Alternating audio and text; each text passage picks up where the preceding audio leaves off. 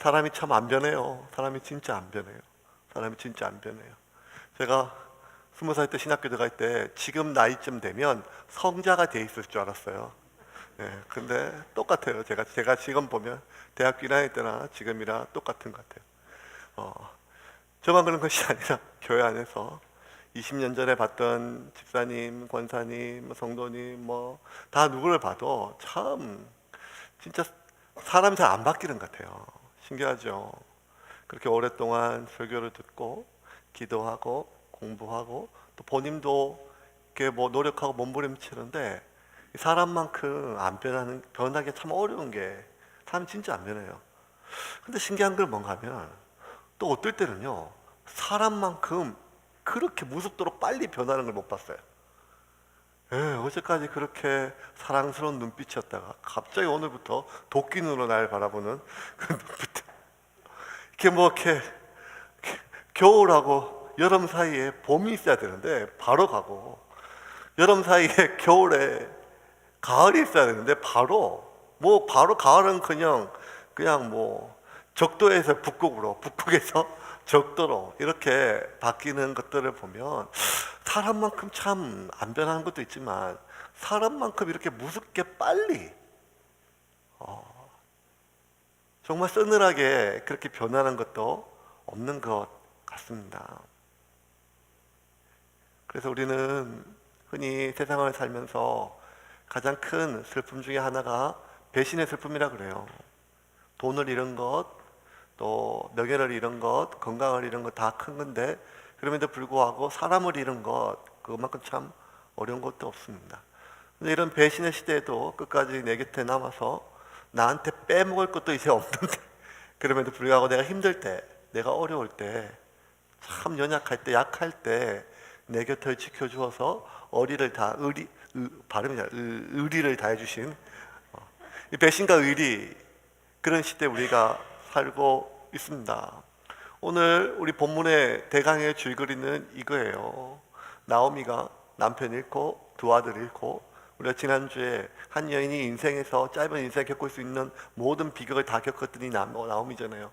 그럼에도 불구하고 자기 고향 베들레헴에 기근이 끝나고 하나님께서 파카드, 자기 백성들을 돌보사 그 땅에 양식이 있으심을 듣고 기근이 끝났음을 듣고 그 땅으로 돌아가려고 해요. 돌아가려고 할 때 며느리 둘 중에 하나는 배신하고 떠나고 하나는 끝까지 의리를 지켜고 그 시어머니를 따라갔다. 뭐 이게 이렇게 그냥 대강 보면 뭐 이런 뜻이에요. 오늘 본문의 결론부터 먼저 봅시다. 14절 말씀입니다. 결론 시작. 그들이 소리를 높여 다시 울더니 오르바는 그의 시어머니에게 입맞추되 룻은 그를 붙잡더라. 네, 그러니까 그 입맞추고 빠이빠이예요. 빠이빠이 하는 거고, 오르바 먼저 갔어요. 가고 룻은 그를 붙쫓았어요. 그리고 이제 계속 이제 오르바는 배신했어요. 그리고 룻은 끝까지 의리를 지켜가지고 이 책의 이름이 나오미가 아니라 룻기예요. 룻기. 그렇게 된 거죠. 오늘 본문처럼 보여요. 그러면 사실 어떻게 보면 며느리 둘 중에 하나는 끝까지 의리를 지키고 또 하나는 중간에 배신하고 떠난 것처럼 보이지만 그렇게 단순한 본문이 아니고, 사실은 배신한 것이 아니라 나오미가 먼저 두 며느리들에게 그 모든 매임을 풀어줘요. 그러니까 아들은 다 죽었고 그럼에도 불구하고 이 이방 모압 사람 그 며느리가 여전히 시어머니를 부르고 어디까지 따라가고 섬기려고 해요. 그걸 할 때 나는 이제 내 고향으로 가니까 너희들은 그냥 너희 친정으로 돌아가라. 이제 나에게 모든 그 시어머니로서의, 며느리로서의 의무를 이제 지금까지도 최선을 다했다. 그러니 친정으로 돌아가고 나도 내 고향으로 돌아가겠다. 이렇게 색 바보고 앉아가지고 지금 상의를 하고 있습니다. 우리 8절 9절 말씀 보겠습니다. 8절 9절 시작. 나오미가 두 며느리에게 이르되 너희는 각기 너희 어머니의 집으로 돌아가라. 너희가 죽은 자들과 나를 선대한 것 같이 여호와께서 너희를 선대하시기를 원하며 여호와께서 너희에게 허락하사 각기 남편의 집에서 위로를 받게 하시기를 원하노라 하고 그들에게 입맞춤에 그들이 소리를 높여 울며. 그렇게 가라고 하니까 그 며느리들 막 울었어요. 왜 울었을까요? 뭐 그냥 좋아서 울었겠죠. 근데 여러 가지 정리가 있는데 며느리 너무 가슴이 아팠어요. 슬프고 아프고, 그리고 떠나고 싶지 않았었어요. 그런데 이 나오미는 두 며느리들을 그냥 한번 떠본 것이 아니라 진심이었어요. 진심으로 이제 이 아이들을 그냥 풀어주고 싶었어요. 며느리가 아니라, 내 며느리가 아니라 그냥 친정으로 보내면 나의 며느리로부터 풀어주는 것이 아니라 과부의 멍에로부터 풀어주고 싶은 거예요. 가서 시집을 갈 수 있도록, 남편을 만날 수 있도록, 그리고 이어지는 모든 구절들은 떠나지 않겠다고 하는 며느리들과, 그럼에도 불구하고 가서 남편을 얻으라고 하는 시어머니의 간곡한 진심 어린 그러한 논쟁들이 오늘 본문 속에 계속 끝까지 이어져요. 지난주에 우리 나오미의 그 인생의 아픈 모든 고난들을 다 겪었죠. 그런데 참 놀라운 거는 그럼에도 불구하고 이 나오미의 마음이 강팍해지거나 냉소적으로나 거칠어지지 않았다는 거예요. 예, 않았다는 거예요. 오늘 우스갯소리로 이렇게 제가 밥 먹다가 낮에 이렇게 얘기했어요. 신호등에는 벚꽃이 안 필 거야. 그때 막 청년들이 물어요. 같이 일하다가 왜 벚꽃이 안 펴요? 그래서 우리 어머님이 꽃 피면 벚꽃 보러 집에 오신다 그랬었는데 하민이 엄마가 꽃이 안 피기를 기도하고 있어.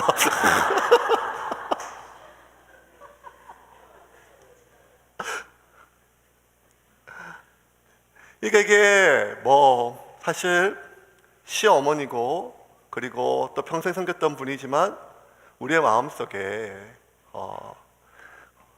여전히 의무로 남아있는 많은 것들이 있지요. 농담으로 하고 또 이렇게 얘기를 하지만 그 안에 또 제가 알죠. 이 농담 반 진담 반 그렇게 있는 것을. 근데 저희 어머님이 막 여러 가지 얘기를 제가 막 하잖아요. 근데 우스갯소리도 하고 설교 도입부로 막 쓰고 얘기하면서 어딜 가도 이제 제가 이제 미장원에 가도 어딜 가도 인터넷에서 설교 듣는 분이 계신데 우리 서양교회 성도님이 아닌데 인터넷에서 설교 계속 들으시면서 계속 물어봐요. 어머니 언제 오세요? 어머니 언제 오세요? 얼굴 한번 보고 싶다고 계속 얘기를 하세요. 그러니까 저희 어머님은 참 제가 좋아하고 많이 써먹고 지금도 그런데 그럼에도 불구하고 제 어머니 기억 속에 인상적인 건 뭔가 하면 제 초등학교 때 집에 끈끈이를 쥐잡는 끈끈이를 놨어요. 그래서 진짜 어릴 때 기억인데 진짜 강아지만한 쥐가 잡혔어요. 그러니까 얼마나 무서워요. 맨날 쥐가 그렇게 컸어요. 쥐가 가지고 기겁을 하고 엄마 쥐 잡혔어 하니까 어머님 오셔가지고 아무 얘기가 편안하게 저녁 준비하시다가 오셔가지고 신문지로 머리를 꾹 눌러서 그 너무 무서웠어요. 제 어머님이 그 쥐도 무섭지만 그 쥐를 그렇게 보내시는 제 엄마가 너무 무서웠어요. 그래서 제 어릴 때 기억이 나요. 엄마는 원래부터 이렇게 용감했어. 그랬더니 제 어머니 이렇게 얘기했어요.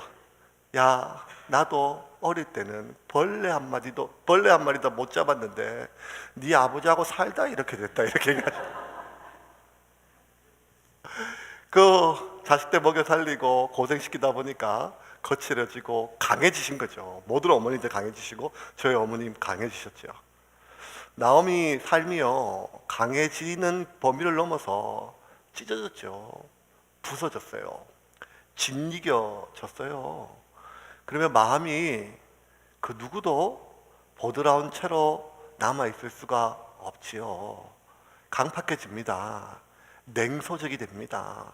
처음부터 차가웠던 사람이 아니라 그 모진 풍파를 그 세월을 살다 보니까 그 마음이 차가워지지 않으면 견딜 수 없는 것이요. 또 누구 하나 이제는 누구를 챙길 수 있는 마음의 상태가 아니죠. 남편 보내고 생태 같은 자식 먼저 보내고 무슨 마음으로 살 수가 있겠습니까?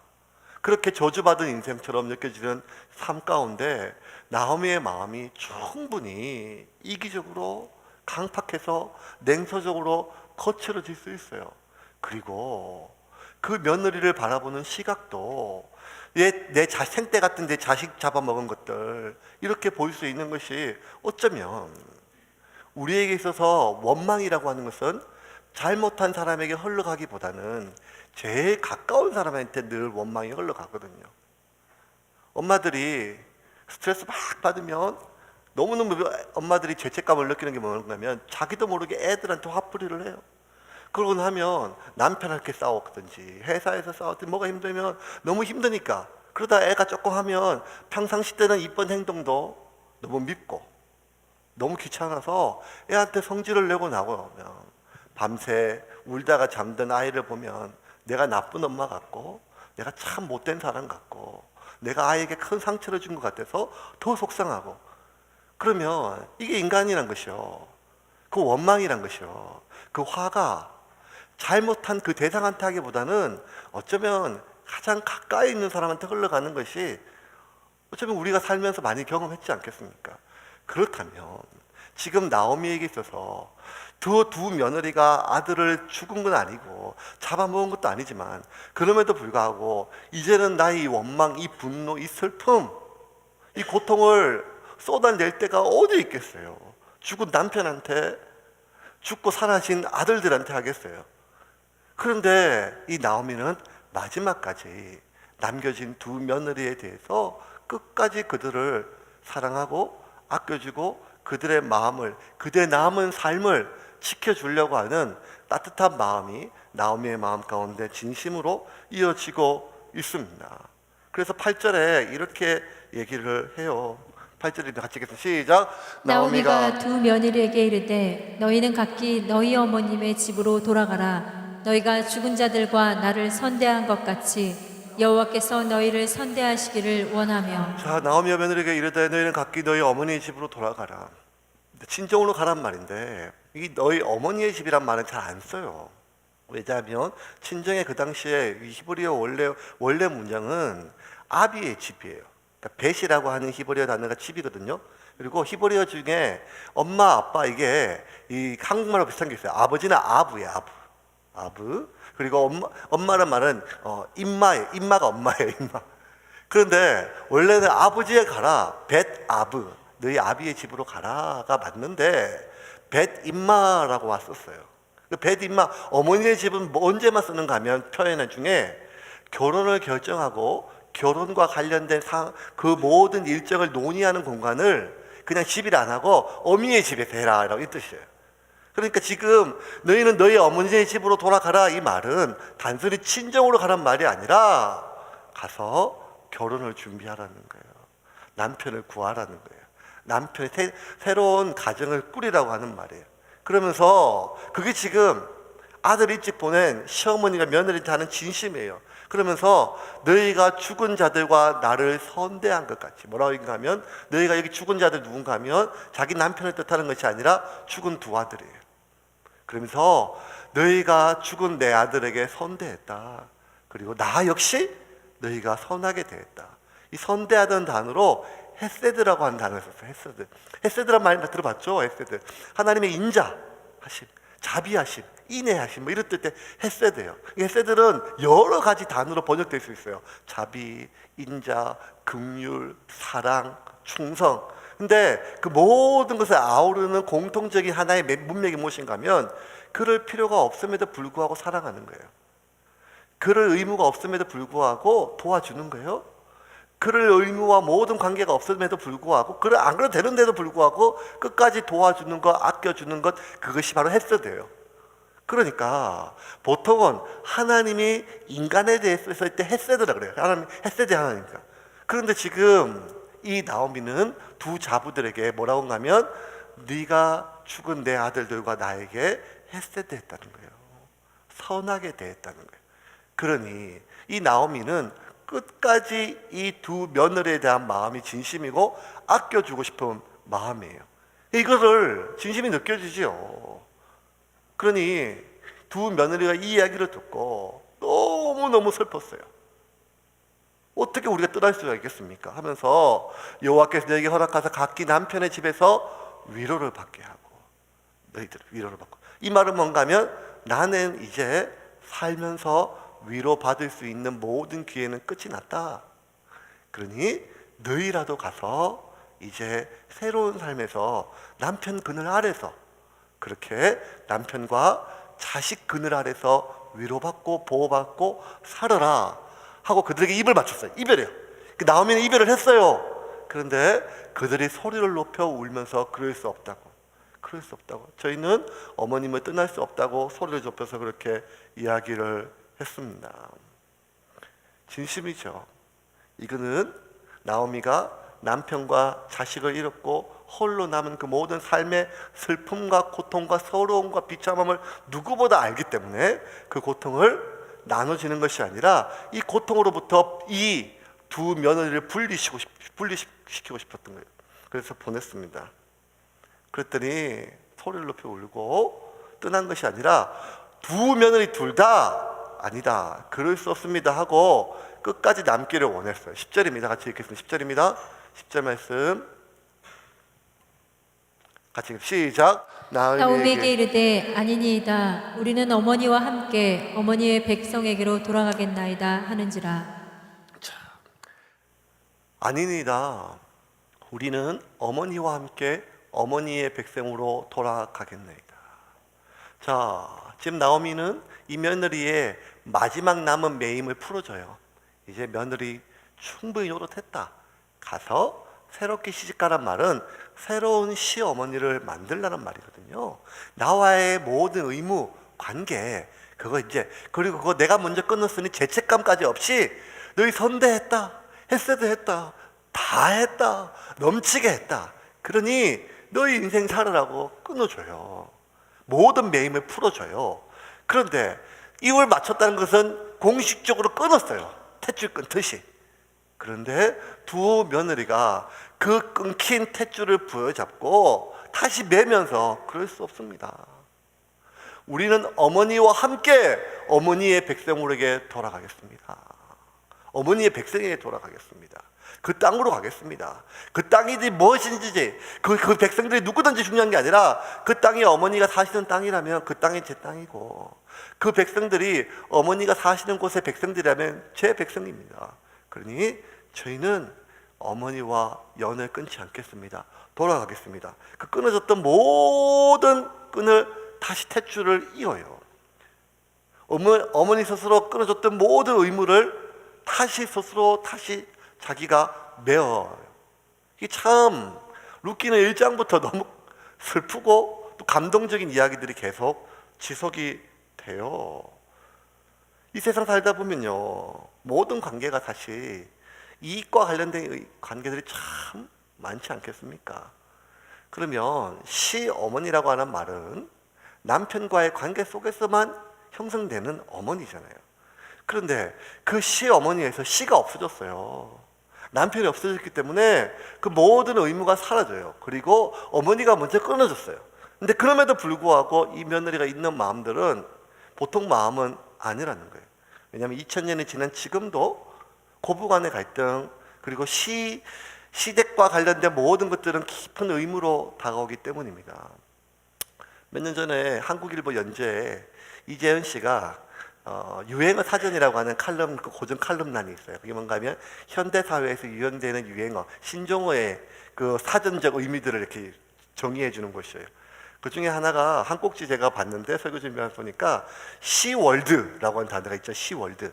그 작은 제가 한번 읽어볼게요. 그대로 중간입니다. 시월드란 소리 자체문으로 보면 테마파크 이름처럼 들린다. 착각하면 큰일 납니다. 테마파크 아니죠. 시월드.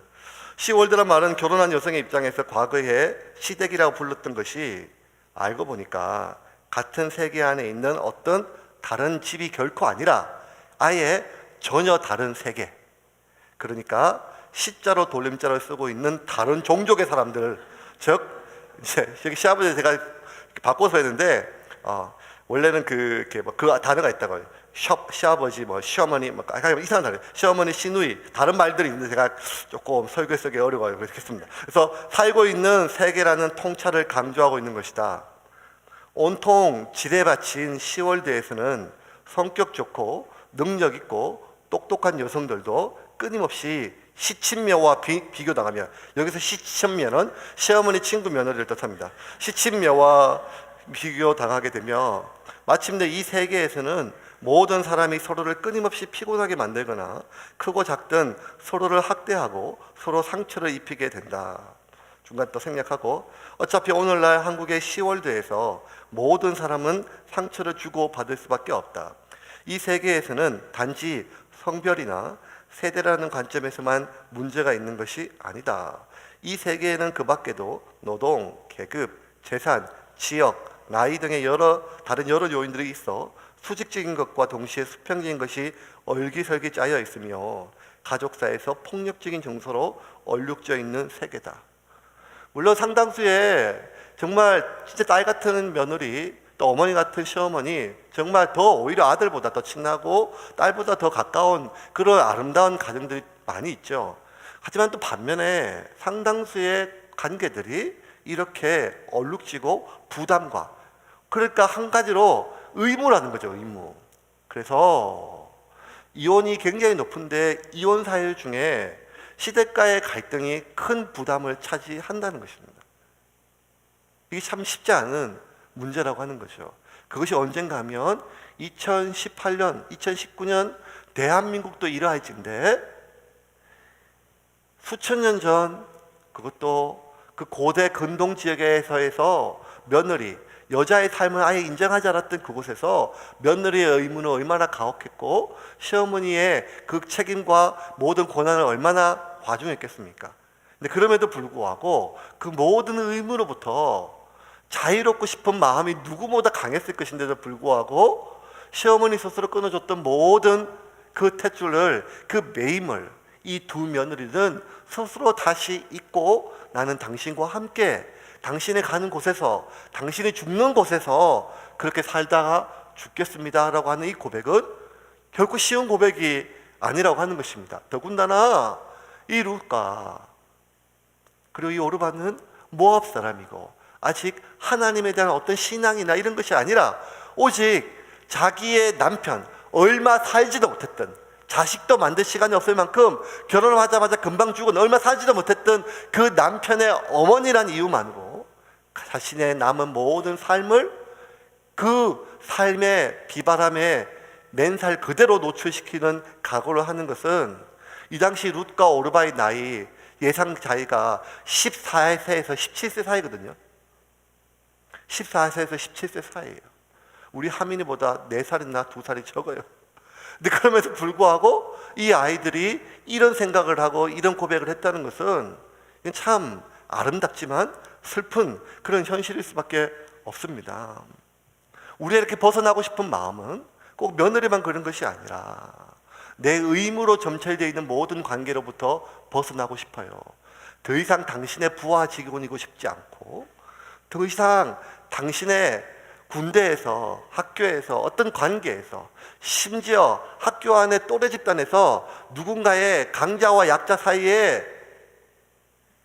더 이상 당신에게 따돌림 당하고 놀림 당하지 않고 힘으로, 돈으로, 직위로, 계급으로 그렇게 무시당하는 그 위치에 살고 싶지 않는 모든 욕망, 그것부터 벗어나고 싶은 마음, 이것들이 우리에게 다 동일하게 있는 마음이거든요. 그런데 그 의무에서 다 벗어났음에도 불구하고 이 두 며느리는 끝까지 스스로 그 의무에 자신을 매이고 있습니다.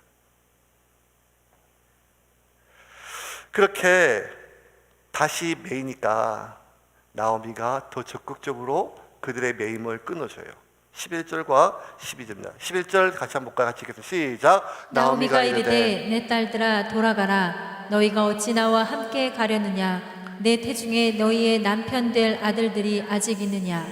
그러니까 이 말이야, 내 안에 지금 아직도 니들 남편 될 그 아들들이 있는 줄 아냐. 이렇게 보통 이제 뭐 우리 옛날에 어릴 때 국사 시간에 형사취수제 뭐 이런 고대사에 배웠죠. 형이 죽으면 그 형수를 내가 동생이 취하는 것, 뭐 이런 것들. 이거는 옛날이나 지금이나 그 시족사회 문화에서 있었던 일들이에요. 그러면 이제 보통 형이 죽으면 그 형수를, 그 며느리들을 계속 동생이 또 취하고 하는 이런 것들이 있는데, 지금 내 나이에 이미 경수가 끊어졌고 너에게 낳아줄 아이가 없다는 거예요. 그러니까 이런 계속 지루한 논쟁들을 11절부터 계속해요. 근데 지금 제가 보려고 하는 단어가 무엇인가 하면 며느리를 부르는 호칭이 달라졌어요. 8절과 9절은 계속해서 너희들은 가라, 너희 아버지 집에 가라. 너희들은 돌아가라. 너희라 그랬는데 그래도 우리는 갈 수 없습니다. 끝까지 어머니 곁에 있겠습니다 하니까 이제부터는 나오미가 너희라 부르지 않고 뭐라 부르는가 하면 내 딸이라 불러요. 내 딸이라. 그러면서 11절부터는 이제 이 두 며느리의 호칭이 딸로 바뀌어요. 나오미가 이르되 내 딸들아 돌아가라. 너희가 어찌 나와 함께 가겠느냐. 그 중에 너희의 남편이 될 사람들이 남아 있느냐. 그러면서 12절 13절 계속해서 이야기를 합니다. 12절 13절 보겠습니다. 시작. 내 딸들아 되돌아가라. 나는 늙었으니 남편을 두지 못할지라. 가령 내가 소망이 있다고 말하는지 오늘 밤에 남편을 두어 아들들을 낳는다 하더라도 너희가 어찌 그들이 자라기를 기다리겠으며 어찌 남편 없이 지내겠다고 결심하겠느냐. 내 딸들아 그렇지 아니하리라. 여호와의 손이 나를 치셨으므로 나는 너희로 말미암아 더욱 마음이 아프도다 하매. 자, 끝까지 돌아가는 거예요. 난 너희들이 줄 남편이 없고 너희가 가서 새로운 남편을 얻으라고 하는 말입니다. 이토록 집요하게 나오미는 돌아갈 것을, 가서 새롭게 결혼할 것을, 남편이 얻을 것을, 남편이 필요함을 강조할까요? 이거는요, 그 당시의 문화를 우리가 조금 더 보면 더 자세히 좀 공감이 가요. 이 당시의 고대 건동 지역에서 우리가 일반 상식적으로 여자가 경제생활을 할 수 없잖아요. 그럼에도 불구하고 그 여자가 남편이 없어도 아들이 있으면 자신의 노후의 생계를 의탁할 수 있어요. 부귀영화가 아니라 먹을 수가 있단 말이에요. 근데 남편도 없고 아들도 없는 홀로 남은 여인이 이 고대 건동 사회에서 생계를 유지하는 방법은 두 가지밖에 없어요. 하나는 구걸이에요. 두 번째는 몸을 파는 거예요. 그런데 구걸과 몸을 파는 것이 서로 구분되지가 않았어요. 구걸하다가 몸을 내어 맡겨야 되고, 몸을 내어 맡기는 삶이나 구걸하는 삶이나 그것이 아주 고급진 유흥가의 매춘이 아니기 때문에 남편도 없이 아들도 없이 여인이 홀로 이 세상을 살아가는 유일한 방법은 몸을 내어놓거나 구걸하거나 둘 다인데, 지금 나오미는 자기 땅으로 돌아가면 이렇게 살게 될 거라는 것을 누구처럼 알았어요. 그리고 그 상황은 예루살렘이나 이스라엘이나 모압 땅이나 다르지가 않다는 말이에요. 그러면 이 두 며느리 역시 내가 시어머니를 모시기 위해서 그렇게 인간으로서의 가장 처참하고 비참한 삶에 그 비바람에 내 맨살 그대로 내어놓고 살기를 결정하는 거예요. 그러니 나오미가 이야기를 하는 거예요. 인생을 더 살았으니까 앞으로 네 결정이 지금 네 그 마음이 그렇지만 그런 삶을 계속 살다 보면 얼마나 그것이 비참하고 죽지 못하는 삶인데, 그걸 누구보다 아는 나오미가 두 며느리에 대해서 돌아가라고 모든 매임을 끊고 있습니다. 물론 아프지요. 슬프지요. 나오미 역시 그 모진 고통을 다 겪었고 이제 남은 것은 그나마 정들었던 이 두 며느리, 이제 딸이죠, 딸. 이 두 딸밖에 없는데 이 두 딸마저 다 끊어내고 나면 이 세상 천지 혼자밖에 남지 않고 죽을 때까지 그렇게 외롭게 고독사 할 것인데, 버려진 삶을 할 것인데, 그나마 이 두 딸과 함께 살아간다면, 늙는다면 그나마 낫지요. 하지만 그럼에도 불구하고 이 나오미는 내가 이들의 모든 매임을 풀고 이들이 죄책감 없이, 이들이 부담감 없이 그렇게 갈 수 있도록 매임을 풀어줘야겠다고 마음을 먹고 그 매임을 끊어줍니다. 여러분, 인생 살다 보면요, 끝까지 같이 갈 때가 있지만 또 어느 순간이 되면 그 모든 의무와 책임과 매임을 풀어줄 때가 있어요. 그게 참 중요합니다. 저도 목회를 해보고 또 개척을 해보고 사람들이 많이 왔죠. 또 어느 상황에 보면 갈 때가 있어요. 그럼 제 마음속에 하나의 신념은 뭔가 하면 올 때보다 갈 때 더 잘해줘야 돼요. 더 잘해줘야 돼요. 왜냐하면 그래야 또 오니까요. 사람들 갈 때 그가 어떠한 죄책감과 어떠한 부담감도 아니고 어떤 공동체도 그 공동체를 피치 못할 사정으로 떠나게 될 때는 떠나는 사람을 죄인으로 만들어서는 안 됩니다. 축복해주고 품고 안아줘야 되죠. 그게 헤세드의 마음이거든요. 나오미는 자기를 떠나는 그 사람을 모든 매임을 풀어주고 마지막 남은 매임, 죄책감마저 그 의무감마저 풀어주고 그렇게 보내기를 결심을 하였습니다. 그런데 우리가 이 매임으로부터 자유롭게 해주는 일이 참 잘 안 돼요. 내가 너를 어떻게 키웠는데부터 시작해서 내가 너한테 어떻게 했는데 내가 너한테 밥을 몇 번 사줬는데 뭐 온갖 것들이 다 생각이 나니까 결국 나를 떠날 때는 죄인을 만들어야 직성이 풀리지요. 잘못한 건 너다. 나는 할 도리를 다 했다. 이게 끝까지 정착이 안 되면 밤잠을 자지 못하는 것이 인간이 아니겠습니까? 그런데 때로는 내가 좀 나쁘다 할지라도 내가 잘못한 것으로 남는다 할지라도 그 모든 매임으로부터 자유롭게 해줄 때 하나님께서 그의 중심을 보실 줄을 믿으시기를 바랍니다. 나오미의 그 중심 하나님께서 보셔서 룻기 하반절에 그 나오미의 마음을 하나님께서 채우세요. 그때 오르바는 나오미의 입을 맞춰요. 14절 말씀입니다. 같이 보겠습니다. 시작. 그들이 소리를 높여 다시 울더니 오르바는 그의 시어머니에게 입맞추되 룻은 그를 붙잡았더라. 자, 14절에 보면 오르바는 어머니에게 이별을 고해요. 근데 이제 또 좀 상당수의 어떤 주석가들은 이런 나오미를 배신으로 또 해석을 해요. 근데 성경 룻기의 전체적인 맥락을 보면 이 나오미는 배신한 것으로 한 번도 안 나와요. 문맥이. 더 정확하면 끝까지 의리를 지켰어요. 그리고 그 매임을 풀어줬고 그 어머니의 마음을 아는 나오미는 갔어요, 결국. 그리고 이 나오미의 이런 이 오르바의 이 선택에 대해서 룻기를 끝까지 그 어떤 언급도 안 해요. 최선을 자기 남들 다 한 거지요. 무슨 말인가 하면 이 룻기 저자는요, 오르바를 죄인으로 보지 않는다는 거예요. 뭔가 하면 지극히 오르바가 상식적이라는 거예요. 이게 맞다는 거예요. 무슨 말인가 하면요, 여러분. 살다 보면 나를 떠나는 사람이 있어요. 그게 상식이에요. 그리고 나한테 남아있는 사람, 그게 기적이란 말이에요. 이게 참 중요해요. 며칠 전에 목사님들 모여가지고 같이 이제 식사하면서 제가 그런 얘기 했어요. 야, 대충에 나한테 오는 사람이 너무너무 고마웠는데 지금 보니까 나한테 남아있는 사람이 더 고맙더라. 이게 맞는 말이에요.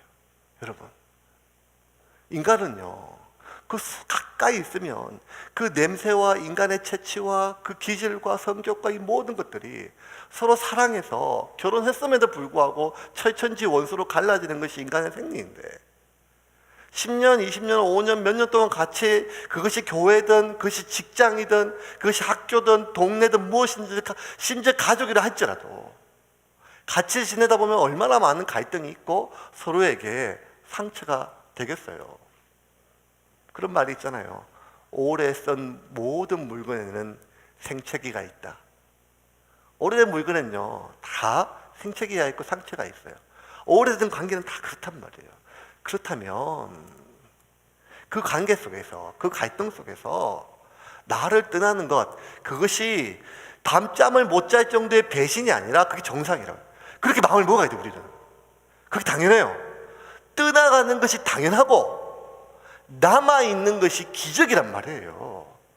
그렇기 때문에 떠나간 것을 배신으로 여기고 너무 억울해하지 말고 그냥 남겨진 사람들에게 오히려 고마워하는 데 에너지를 써란 말이에요. 그런데 우리는 반대로 해요. 나한테 남아있는 것은 당연해요. 당연하지. 여기가 얼마 좋은데, 우리가 얼마 좋은데, 이 교회가 얼마 좋은데, 우리 집안이 얼마 좋은 집안인데, 이 회사가 얼마나 좋은 회사인데, 사장만 그렇게 생각해요.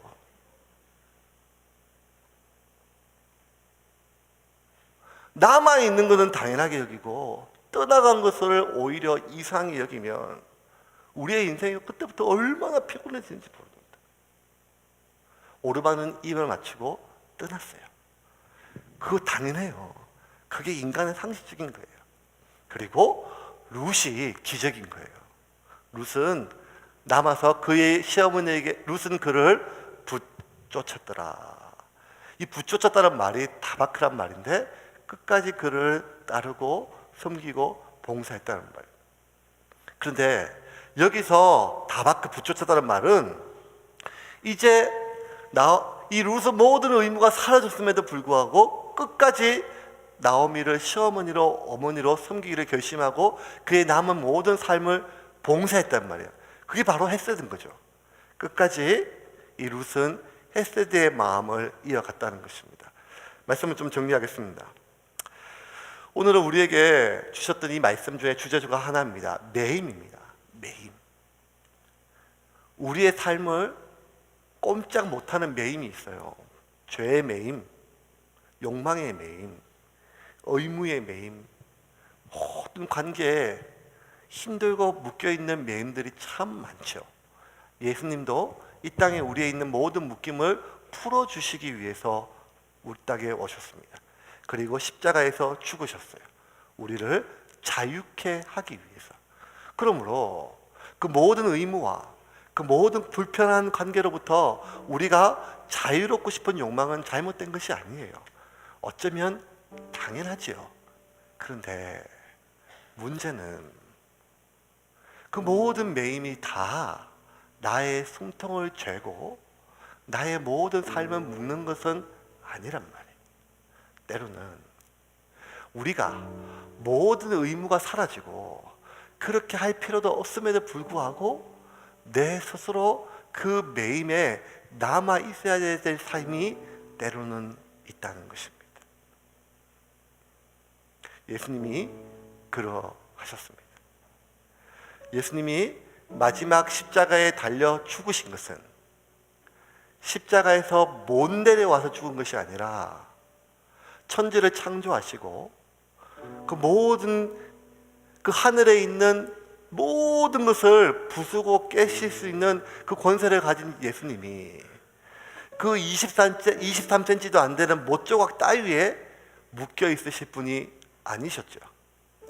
어쩌면 마지막 순간까지 모든 군병들과 환호하고 소리 지르는 그 유대 군중들과 바리새인들과 서기관들까지 일목요연하게 동일하게 했던 말은 십자가에서 내려오라는 거예요. 네가 하나님의 아들이면 내려와라. 그런데도 예수님은 스스로 십자가에 자신을 묶어 두셨습니다. 그럴 필요가 없으신 그분이. 왜냐하면 그 매임이 자신의 소명이기 때문입니다. 여러분 한 분 한 분 제 사정을 다 알잖아요.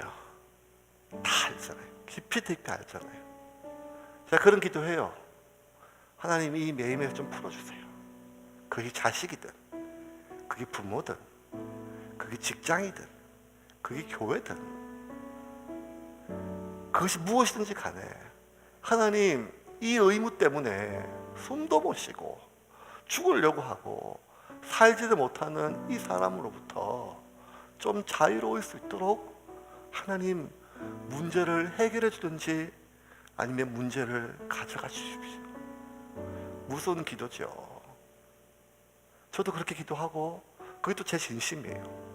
그런데 왜 저도 그렇게 기도하고 그들도 그렇게 기도함에도 불구하고 내 삶에 그 매임이 남아있다면 그 매임은 어쩌면 내 삶에 필요한 매임일 수도 있다는 것입니다. 그러므로 하나님 앞에 우리가 지난주 기도했던 베드로의 기도처럼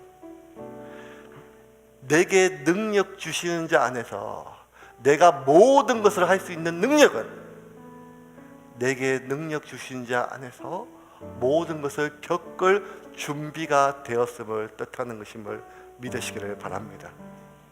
그러므로 그럴 필요가 없음에도 불구하고 그 매임에 여러분을 묶으십시오. 그것이 소명이든 그것이 섬김이든 그것이 용서든 그것이 화해이든 그것이 수용이 되지 간에 나는 전혀 잘못한 것이 없고 나는 전혀 그럴 필요가 없으며 나는 전혀 그렇게 할 의도가 없지만 그럼에도 불구하고 그것이 하나님의 뜻이면 내가 내 스스로 그곳에 매이기를 결정한 사람, 그 사람이 바로 소명의 사람임을 믿으시기를 바랍니다. 그리고 그 매임을 하나님께서 보시고 그가 하나님께 자신을 묶는 것으로 여기심을 믿으시기를 바랍니다. 룻은 자기 시어머니한테 자기를 묶었지만 그 묶인 매임이 결국 하나님께 자신을 묶는 것임을 꿈에도 몰랐습니다. 그리고 이 룻은 예수님의 조상이 되었습니다. 이것이 하나님의 섭리였습니다. 포기하지 말고 오늘 노래 힘을 냅시다.